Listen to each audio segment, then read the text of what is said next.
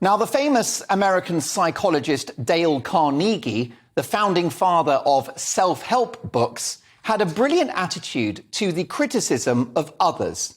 If someone has a go at you, just repeat this expression in your mind over and over again. Nobody kicks a dead dog. Because nobody kicks a dead dog. If you're being attacked, undermined, or even cancelled, it's probably because you're a threat. So rather than be put out by the criticism of others or perturbed by a campaign to shut you up, be flattered, be emboldened, especially if you're annoying all of the right people. Which brings me to GB News.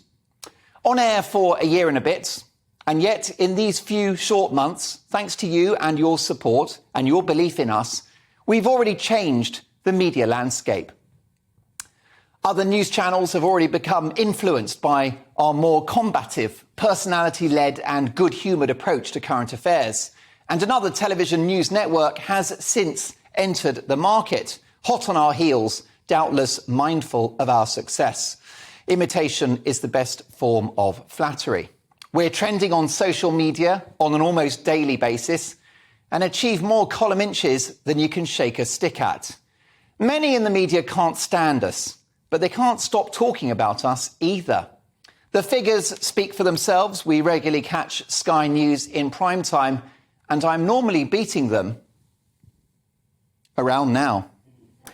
And our radio audience, it was revealed this week, has grown by over 40% in just 3 months. I've always had a great face for that medium. We're online, we're on TV, and we're on the wireless. And we've got over 500,000 subscribers on YouTube, recently passing LBC, who were established in 1973. And we constantly go viral on Twitter with monologues like My Big Opinion. Since we came on air, notwithstanding one or two technical issues, we've been through more sound engineers than Hugh Hefner's been through Playboy bunnies, the response has been overwhelmingly positive. You've called us balanced, a breath of fresh air, fearless and fun. We're still learning, we're still growing, but we have what American political strategists call the big mo, momentum. Which is why it's so surprising that in an article about this channel in the excellent Telegraph newspaper, it's been revealed that advertising agencies are conducting an effective boycott of the channel, egged on by online campaign groups who want to shut down debate in this country, seeking to starve GB News of the income it needs to stay on air. So why do these campaigns exist? Well, they're clearly politically motivated and bear no relation to the content we actually put out every day. How can I be so sure? Well, because as our boss points out in this Telegraph article, those campaigns to get us cancelled began before we even went on air. Because they thought that a channel that called out extreme political correctness, also known as wokeism, a channel that dared to be patriotic and say that Britain, for all its flaws, is a truly great country, should be strangled at birth. They hate the existence of a channel that looks at Brexit as a whole and considers its huge potential as well as its downsides.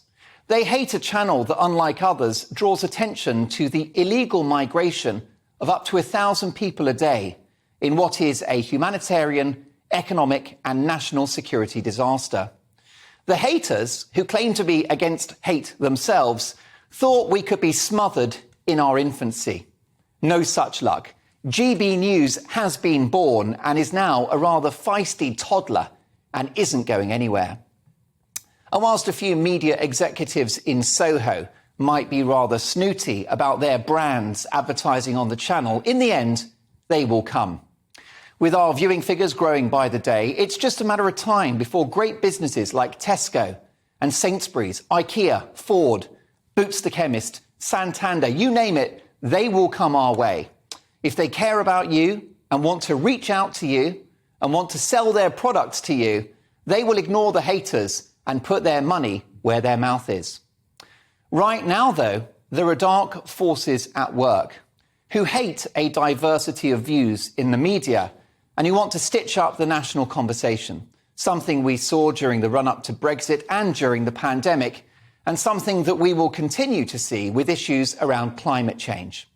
In the end here, we debate everything and widen the conversation to include everyone in this country. These practitioners of cancel culture are judging you.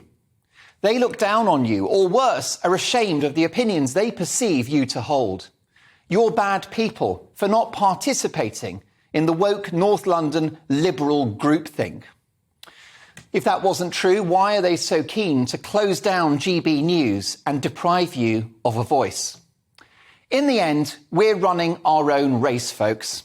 It's a marathon, not a sprint, and we will win. We are the people's channel, and it's people power that will see us to victory.